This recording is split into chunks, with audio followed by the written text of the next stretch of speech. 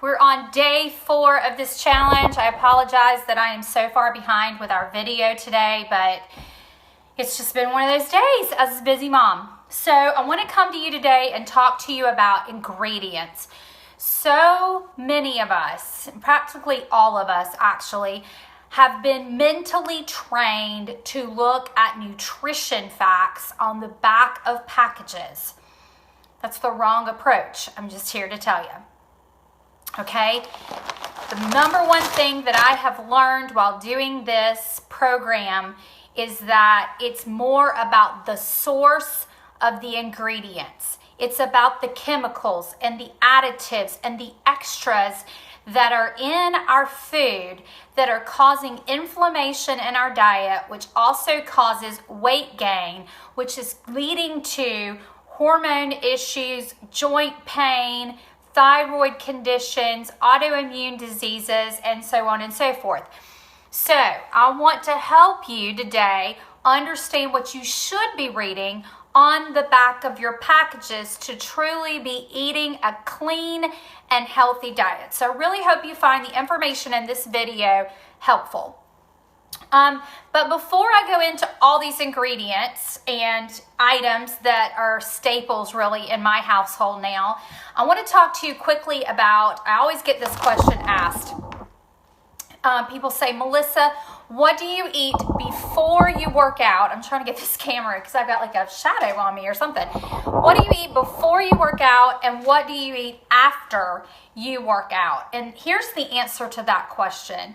So many times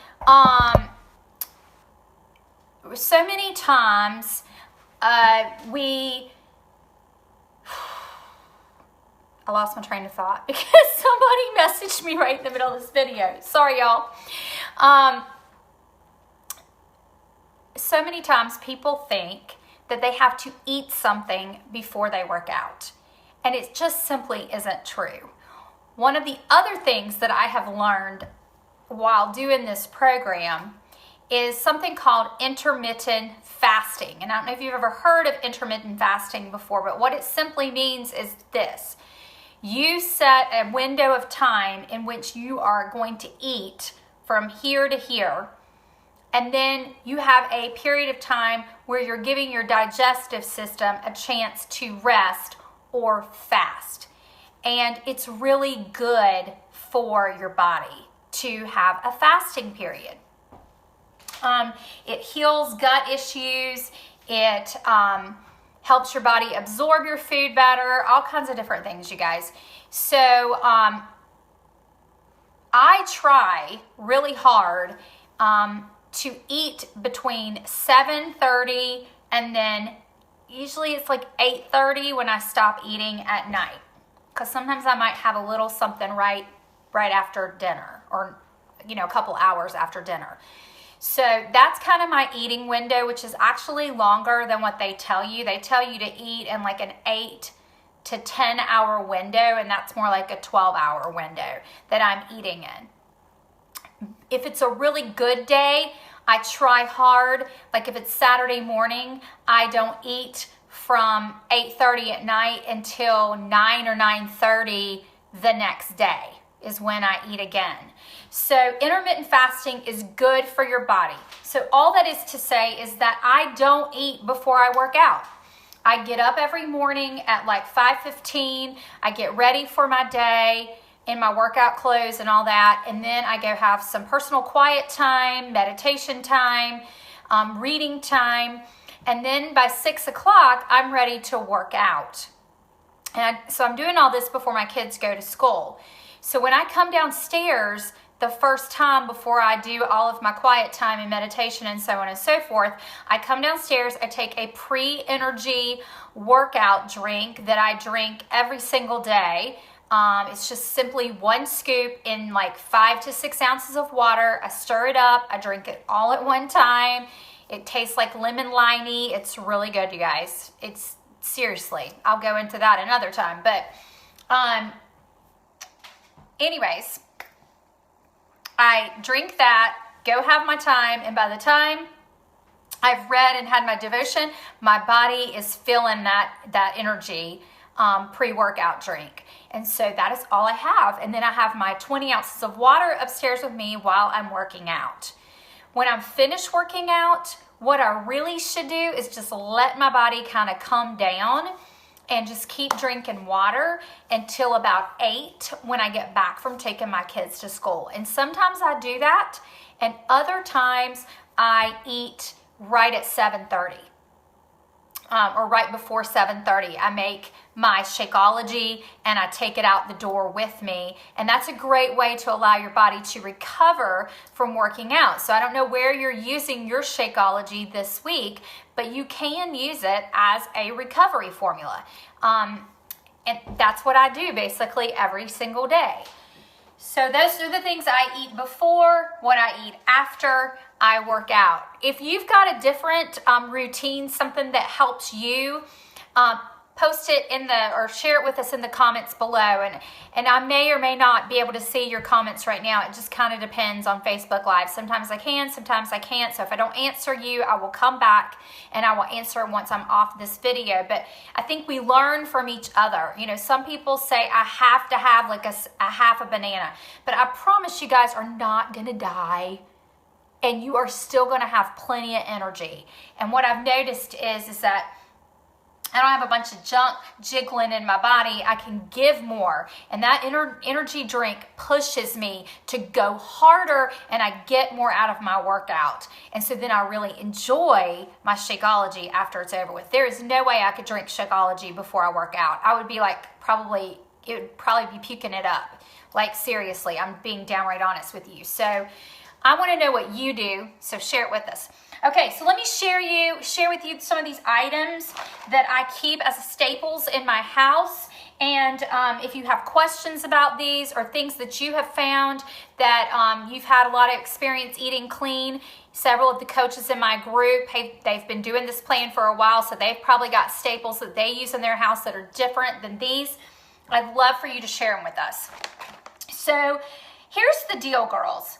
What you need to do, and here's a great example right here.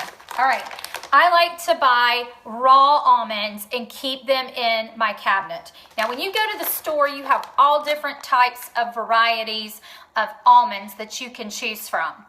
Lots of people go for like the low sodium or less salt because they think that's important, and it is important. Okay, but what you're not noticing is all the junk that's in that on the opposite side of the nutritional facts. Or you might want to try the honey roasted almonds or the barbecue almonds or the lime and something almonds. Guys, don't fall for that. Get the plain old almonds, nothing on them. Here's why. We're not looking at the nutritional facts over here, okay? That's important, yes. I mean, people get really hung up on, oh, it's got 6 carbs and 6 proteins and 1 sugar. Yeah, I do pay attention to that stuff, but that's not what I want to know. What I want to know is what's in it, and it says almonds. That's all it says. That's all I want it to say. This is a good choice for me and my family because that's all that's in there. Almonds. Here's another example. Almond butters. There are all kinds of almond butters, all different brands. This is my favorite brand, Justin's Almond Butter. I like the maple variety, but that's just me personally. Really, I should be buying the original because there's nothing added to it. But this is thebomb.com. Like, I can open this baby up and I can just eat it out of the package, which my kids think is so gross, but it is so good. Oh my word. And it's a great healthy fat for you. The ingredients in this, dry roasted almonds. It's 100% maple sugar, palm oil, and sea salt. That's a good choice for me and my family. It's less than 6 ingredients, which is my rule for myself. Very seldom do I get something that has more than 6 ingredients, and I'll show you something in a minute that I do buy that's more than 6 ingredients. But the other thing is that it's got to be ingredients I can read. If I can't pronounce the name of it, then I don't need it, and you don't either. Trust me. Okay, Fage yogurt. I love Fage yogurt or Chobani, or you might have a plain Greek yogurt that you love. Y'all, this is a great source of protein.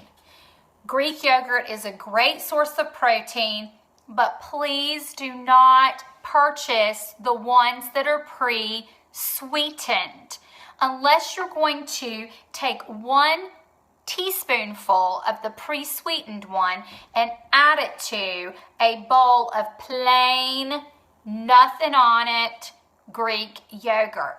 Those ones that are pre-sweetened have 16 to 17 to 18 grams of sugar in one of these containers.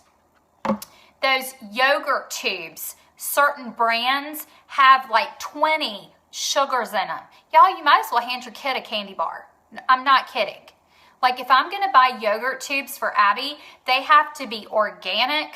That's number 1. They've got to be organic. And number 2, I look at how much sugar are in those yogurt tubes. And there's like a couple different brands, like Stony Brook is a good one to purchase. And there's another one, I can't remember what it is. Chobani has a good one.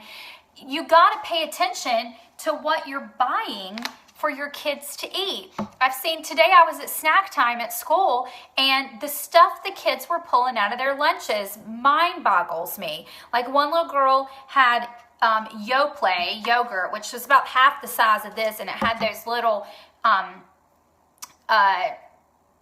things that you, like the little cups that attach to the top of it that have like things in them, like Oreo cookies and all kinds of stuff like that. So the yogurt was already pre-sweetened, and then it has Oreos that you can pour in it. And she looked at me and she goes, I don't like these Oreos. My mom said she was going to stop buying them, and I was like, good for you. But I mean, I saw stuff like Sunny Delight. Y'all, that has got so much sugar in it. Why would you give that to your kids? Do you want them just bouncing off the walls? I saw Sunny Delight. I saw Dorito potato chips. I saw high fructose corn syrup, yogurts, and Lunchables. Guys, look at what you're giving your children. It could be contributing to ADHD, ADD, other medications. You have to look, and you've got to do your research at what you're feeding your kids. So this Fage, here's what I do with it. I put a little bit of agave in it. I put some plain sliced almonds on it. I might put some blueberries on it and some cinnamon. Thebomb.com. Love, love, love, love, love. This is one of my favorite treats. And honestly, sometimes I don't think it really likes me as much as I like it. So if you like yogurt, share with us your fave. And remember, there's a great yogurt parfait that Megan has inside our Clean Week documents. Okay, here's another one. I don't want to keep you all day. Granola. Granola is another one that you've got to be super careful on because it's got tons of sugar. I have just recently found Purely Elizabeth granola.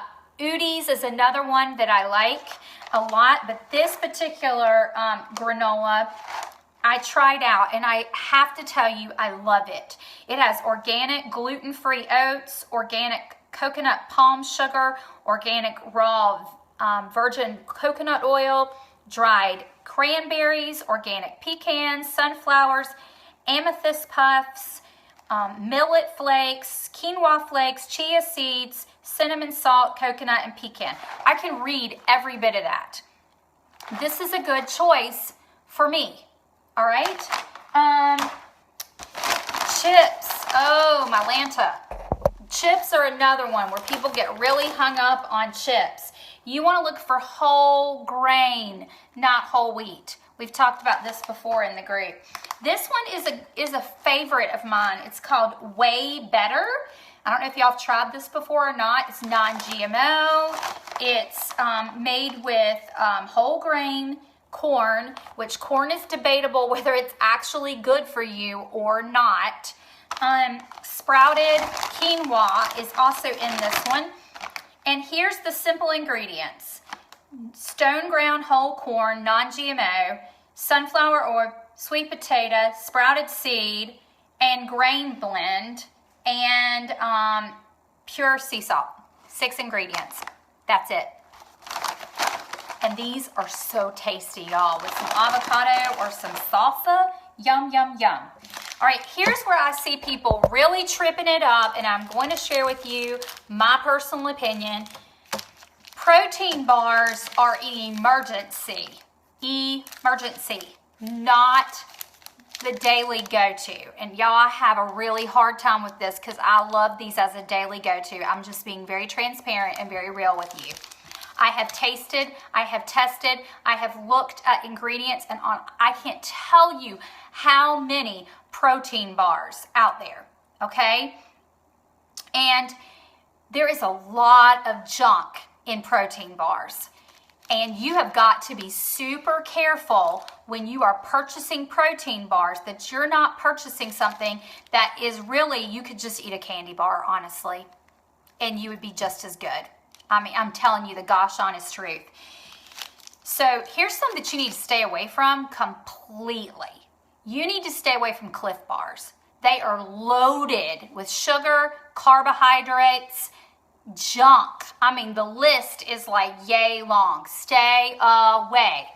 You also need to stay away from those pure protein bars. Those are full of mess too. Stay away. Here's some that I have found. Kind bars are great because they're low in calories, they're low in carbohydrates, and they don't have too many ingredients, though it does go over my 6 ingredient requirement. Lara Bars are also a good choice. Lara Bars are actually, I think it's Lara Bar and Luna, and the Kind bars are all the same company. But I like these.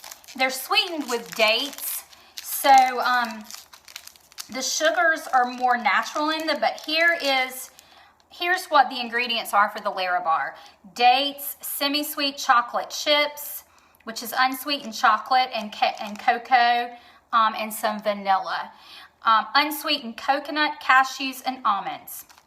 I can read every bit of that. Every bit of it I can read. The calories on it are 200, so you really want to, Beachbody says that you need to keep your calories from 180 to 200 for a healthy snack. And it has 10 grams of fat. The carbohydrates are 27, but that's better than 44 in a Cliff Bar. And they have no sugar alcohols. I cannot eat sugar alcohols. Whew, that's not good. So if you have trouble with sugar alcohol, stay away from Quest bars, stay away from Think Thin bars.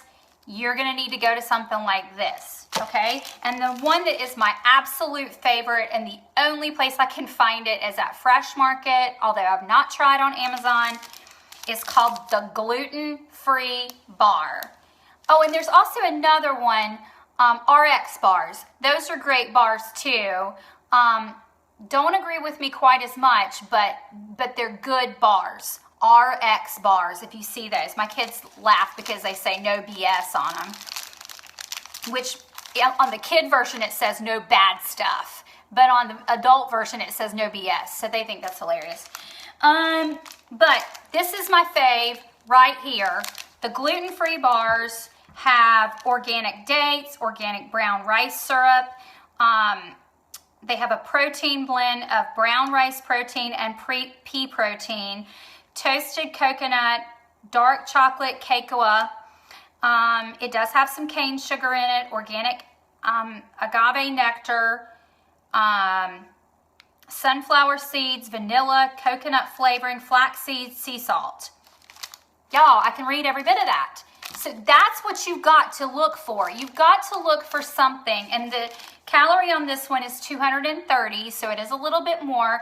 This is a real dense bar. It's kind of like a brownie consistency, and this one is the dark chocolate coconut. So good. Holy cow. All right, and it does have more sugar than the Lara Bar. So this one's got 29 carbohydrates and 20 sugars in it. So again, use these more for emergency Not for every day if you can help it, but I know as busy moms, we're always looking for something convenient to grab and go. Last tip is this. Be careful, be careful, be careful of your salad dressings. Best thing for you to do really is make your own. You can even just use balsamic vinegar and EVOO, all right? But like I bought this for my daughter. She loves Italian dressing. And I just want you to know that in this Italian dressing, there is soybean oil and canola oil. That's like the second or third ingredient. Every bottle, I stood in a grocery store one day, I kid you not, I picked up at least 25 bottles of salad dressing, and every single one of them had canola oil in it. Did you know that canola oil is one of the biggest contributing factors to inflammation in our bodies? It is an inflammatory food, and you need to get rid of it out of your diet, guys. I'm just telling you. Canola oil is not a healthy oil for us to be using. It causes inflammation. And if you want me to share more about that, I will. But I learned over the summer, I went through a whole program learning what foods are inflammatory and what foods are not. And learned so much about the source of our food is so much more important than anything else you need to know. So if you're interested, let me know.